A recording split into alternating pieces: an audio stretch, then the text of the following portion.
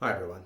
I'd like to branch out from the usual philosophy that I do, just to talk about some current affairs. The news has just broken that Johnny Depp and Amber Heard's scenario with domestic violence might be there's more evidence come to light that some recordings have come out that suggest that show clearly that Amber Heard has admitted that she assaulted Johnny Depp. Now, it's always been that Johnny said that he was the one that was being assaulted. Amber said that she was the one being assaulted.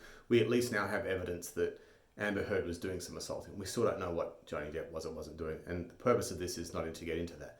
The purpose is the ramifications from the reaction that society had to Amber Heard, that is to say, to immediately believe Amber Heard's claim and appoint her some women's rights advocate and give her this social power that female celebrities get when they choose to champion domestic violence. And I also believe the reaction back in the day when these first allegations come to light was to label Johnny Depp a liar and also something like a disgusting violent male. It now appears that he was definitely being punched and having things thrown at him and perhaps having the tip of his finger cut off.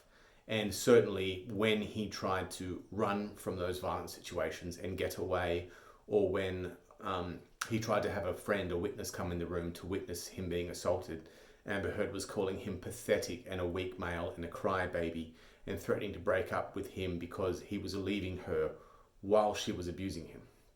All right, so facts out of the way.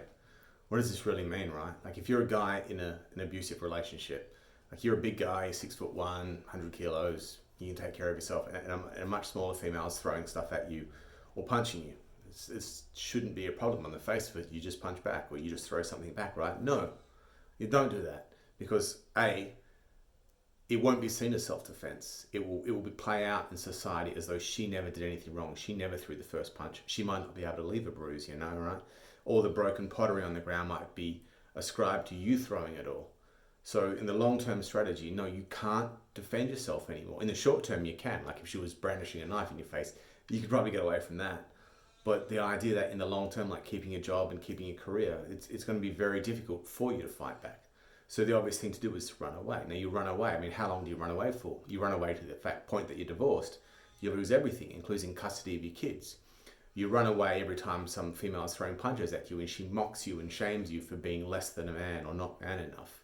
And I don't know if women will understand this. Men will, of course. Eventually, that diminishes your confidence and it diminishes you as a man. And society doesn't treat a man like that very well, quite frankly. So what other options do you have? Okay, you go to the authorities, and that's the one that we've got to be able to get back at. But let's say right now, as soon as you go to the police and say, she was abusing me, the police say, well, she makes a counterclaim, and she'd be mad not to. Her lawyers would definitely recommend her that she do that. Now, hashtag believe all women, right? Feminism's already set it up, though as soon as she makes a claim, she must be believed or you're misogynistic. But who's there to believe you?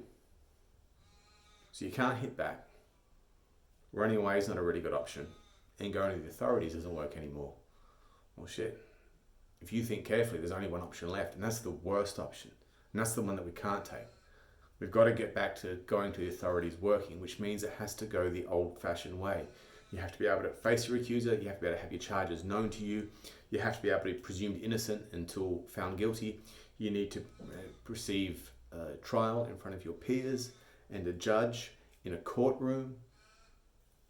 We're a long way from that right now with the way we do it in the court of public opinion. And I just hope it doesn't get so bad that some, celebrities have a lot of money and power and they can always get out of things. But in whatever city or town you're living in, there's a part of that town or a suburb of that city that you don't park your car in, right? Some guy in that scenario living in that suburb, and he doesn't have any other options. And the option that I'm not going to say, that's the worst one. And once we close off the option of going to the authorities, that might be the only one left. People, we've got to get back to having justice in the courts and a fair trial and understand that both people can be in straight relationships, gay relationships, anything else, and let justice run its course. All right, that's enough moralizing from me. Back to epistemological philosophy in the next video, I'm sure. Bye now.